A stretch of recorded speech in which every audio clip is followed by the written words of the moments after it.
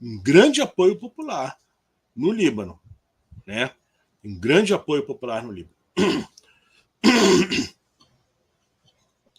Eu posso estar sendo simplista ou não, se eu falar que se não fosse o Hezbollah não existiria Líbano? No sentido de que Israel teria tomado tudo? Ou eu sem dúvida nenhuma. Sem dúvida. Olha, a Síria está em guerra. A guerra na Síria não acabou. Embora a Síria tenha recuperado muitos territórios, o leste da Síria continua sob ocupação estrangeira. O norte da Síria continua sob ocupação turca. Golã continua sob ocupação israelense. Então, a Síria está enfrentando um desafio muito grande, militar muito grande. Então, a Síria, mesmo com o apoio da Rússia e das forças iranianas, do próprio Hezbollah, né? O Hezbollah é a muralha do Líbano, é o escudo do Líbano. Sem o Hezbollah, né, não há dúvidas que Israel já teria, a essa hora, né, o Ariel Sharon ainda estaria vivo e almoçando em Trípoli, no norte do Líbano. Né?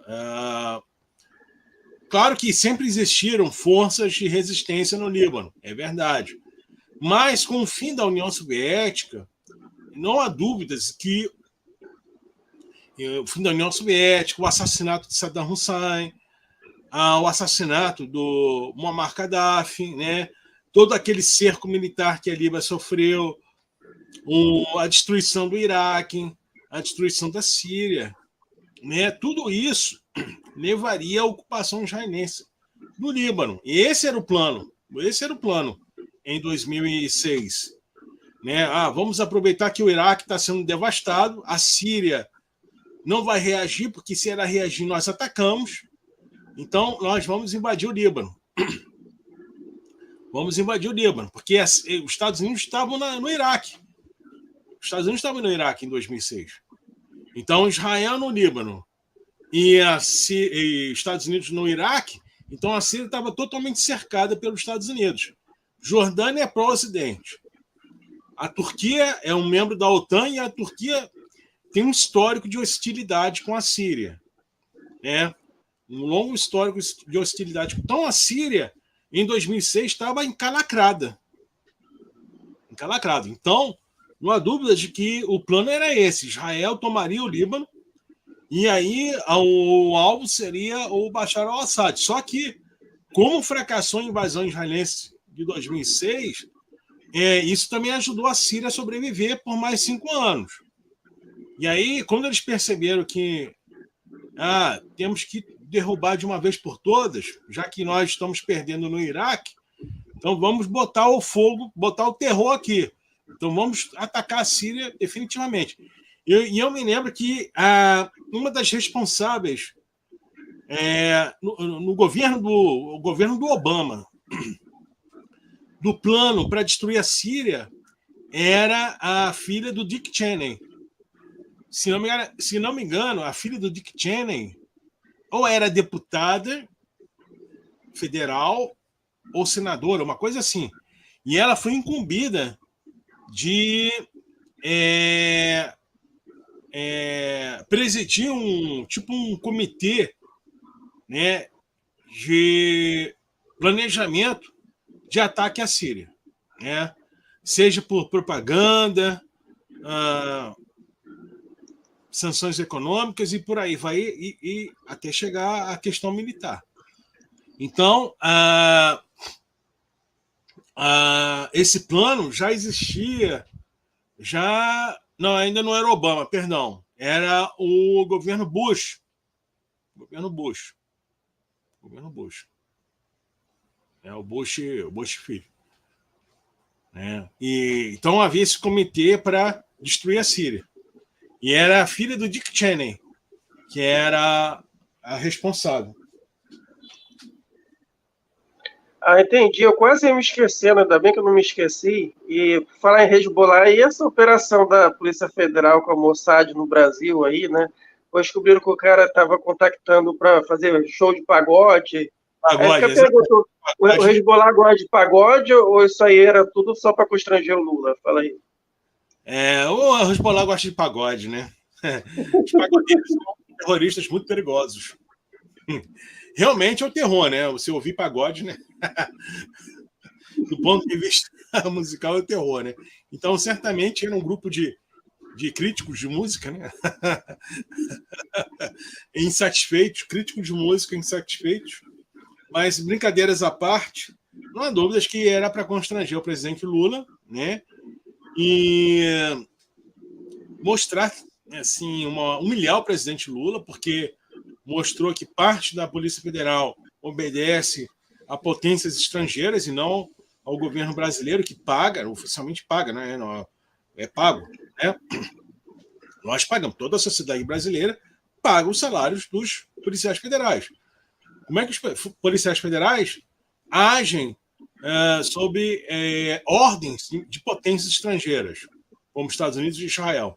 Imagine se o governo chinês chegasse aqui e falasse assim: Polícia Federal, prenda esse cidadão aqui, esses cidadãos aqui do Brasil, esses cidadãos brasileiros, porque eles são, sei lá, terroristas, são anticomunistas. Imagine se a China fizesse isso. Esses cidadãos aqui são anticomunistas. Polícia Federal Brasileira, prenda-os. E foi isso que Israel fez. Israel e Estados Unidos. Então, isso foi para humilhar o presidente Lula. Isso é muito sério, gravíssimo. A gente brincou aqui, riu, né, fez piada, mas isso é gravíssimo. Abre precedentes muito sérios. E a gente sabe que a ingerência dos Estados Unidos na Polícia Federal, pelo menos, já o que eu saiba, ocorre desde o governo Fernando Henrique Cardoso, foi denunciado, se não me engano, pela revista Isto É, se não me engano, ainda na década de 2000, década de 90, década de 2000, no governo do presidente Fernando Henrique Cardoso, denunciaram que os Estados Unidos tinham ingerência sobre a Polícia Federal Brasileira, que, se não me engano, estava pagando contas da Polícia Federal Brasileira, como tipo aluguel de prédios e, se não me engano, até de salários, de bonificação a policiais federais. Isso é muito grave. Isso foi denunciado aqui na imprensa brasileira, na imprensa oficial, hein? Não é não são esses jornais alternativos, não foi a Caros Amigos da época, né, que denunciou isso. Negativo, foi imprensa oficial. Ou, se não me engano, foi a Isto É, a revista Isto É, né, que denunciou. Acho que cabe aí uma pesquisa aí no Google, pelo Google, né, para averiguar isso. Então, isso é extremamente grave. A gente viu que a Operação Lava Jato estava atrelada ao governo dos Estados Unidos e a Israel, né? O Rômulo Maia, né? Ele mostrou isso muito bem, né? Naquele programa dele, o Duplo Expresso, né? O envolvimento de Israel aí na questão aí do Banestado, enfim, e que deu origem, né?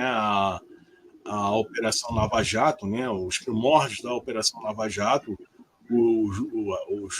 os envolvidos na Operação Lava Jato, eles já estavam operando nesse escândalo do Banestado e aí o envolvimento de Israel, colateral de Israel, né? Então, isso é muito grave e sem dúvida nenhuma foi para constranger o presidente Lula, que o presidente Lula denunciou que é um genocídio. Ele denunciou que é um genocídio. Eu acho que o Lula poderia ter feito mais ainda, né? Lembremos que, ora, se está havendo um genocídio em curso na faixa de Gaza, e os brasileiros que estão no exército israelense exterminando os palestinos, cometendo crimes contra a humanidade.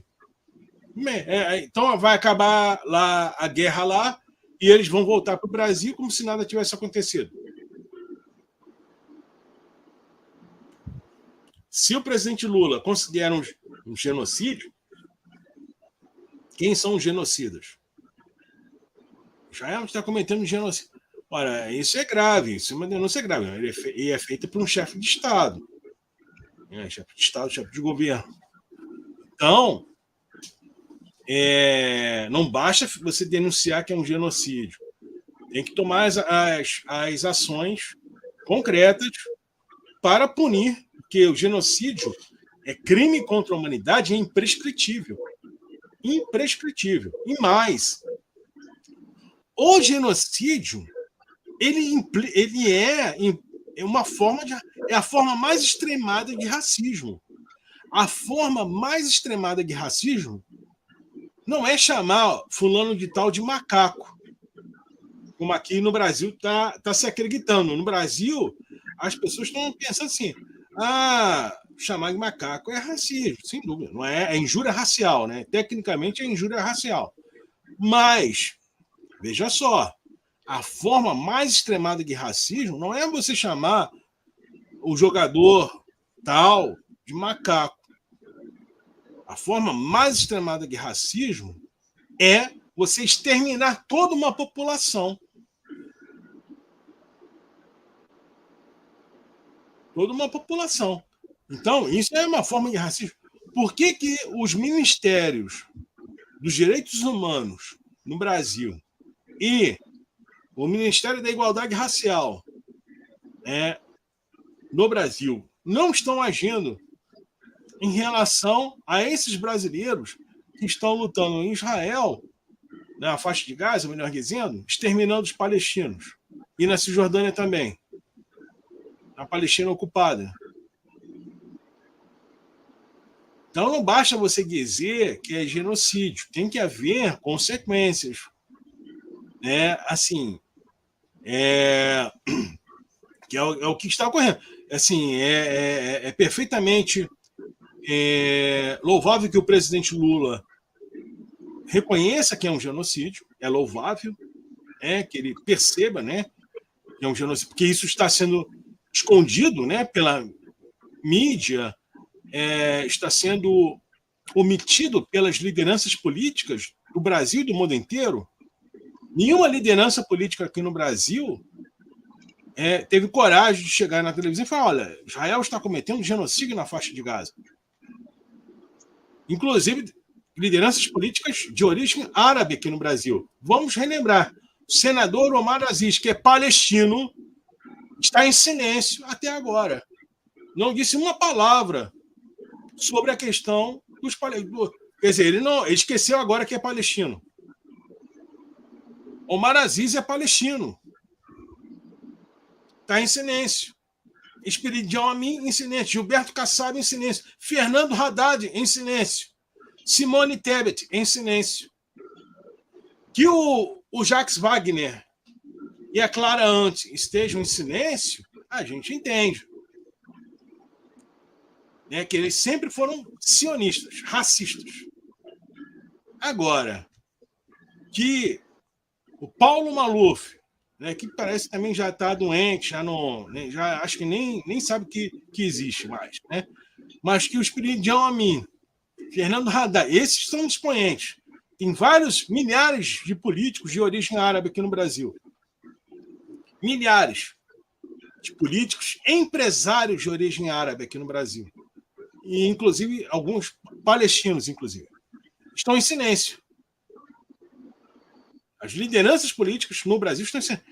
E lembrando que o Brasil tem uma população de maioria não europeia. De origem não europeia. A maioria da população brasileira não tem origem europeia. Mas lideranças também estrangeiras também estão omitindo o fato de que Israel está cometendo genocídio na faixa de Gaza. Então é louvável que o presidente Lula reconheça isso e está sofrendo sanções por ter reconhecido que é um genocídio. Mas isso por si só não basta. Tem que haver consequências desse tipo de acusação, que é grave. É grave. Porque Israel realmente está agindo de uma forma muito grave na faixa de Gaza. Está exterminando a rodo. quase 80% das vítimas assassinadas, exterminadas por Israel, são crianças e mulheres. O percentual não está diminuindo, não. O percentual aumenta. Israel mata mais e a proporção aumenta. Isso que é inacreditável. Por isso que é um genocídio. Não é porque a proporção está caindo. Não, a proporção de crianças e mulheres está diminuindo. Está aumentando o número de mortos. Mas a proporção de crianças, mulheres e idosos está caindo. Não, muito pelo contrário. Está aumentando o número de mortos e aumentando. Estava em 70%. Perdão. Estava em torno de 2/3. Depois aumentou para 70%. Depois foi para 75%. Agora está beirando os 80%. O que é isso? Então, esses números estão sendo omitidos pela mídia, omitidos pelas lideranças políticas. Claro, os palestinos, né? Como disse o Noam Chomsky, são pobres e ninguém vai apoiar os pobres, a população pobre do planeta. Então, reconhecer que um genocídio não basta. Tem que haver consequência. Ou o governo rompe com Israel, que é o que deveria estar fazendo agora, porque o Brasil é um país de maioria não europeia. O senhor Lula precisa lembrar-se disso. O Brasil tem uma maioria populacional que não é europeia. A maioria da população brasileira é de origem nativa, africana e asiática. Quem são os asiáticos que vivem no Brasil? Vamos relembrar. População de origem japonesa, coreana e árabe. Tem turcos, é verdade, tem turcos no Brasil, tem indianos no Brasil, tem agora até refugiados afegãos no Brasil. Mas a maior parte da população asiática no Brasil é de origem, em primeiro lugar, árabe, sírio-libanesa, palestina, sírio-libanesa, palestina. Inclusive, os judeus mizraíns que vivem no Brasil são de origem... Mizraim é de origem árabe. Ora, na Tijuca tem um templo de Sidom. A Tijuca, na rua Conde de Bonfim, ali, perto ali do Tijuca Tênis Clube, tem uma sinagoga chamada Templo de Sidom. Por que Sidom? Sidom é uma cidade libanesa. Finíssima, né? Como os conservadores falam, né? Os conservadores libaneses falam. Sidom, Saida. Templo de Sidom. Judeus de Sidom. Muitos deles oriundos de Alepo, como são no caso da família Safra. A família Safra são judeus de origem árabe. Judeus mizraíns. Então, são asiáticos, porque é o sudoeste da Ásia, inclusive o termo Ásia. Né? Quem denominou os continentes do Velho Mundo foram os fenícios, que eram navegadores. Eles é que deram nome aos continentes, Europa, Ásia, África. Então, a maioria da população brasileira não é europeia. E, por isso, nós não temos que defender os interesses da Europa aqui no Brasil, nem dos Estados Unidos. Nós não somos ocidentais. Agora, se é para ter uma educação antirracista, se temos que ser antirracistas, por que essa narrativa colonial europeia impera no Brasil de que Israel tem um direito de se defender, de que Israel é um Estado legítimo? Israel não é um Estado legítimo, é um projeto colonial.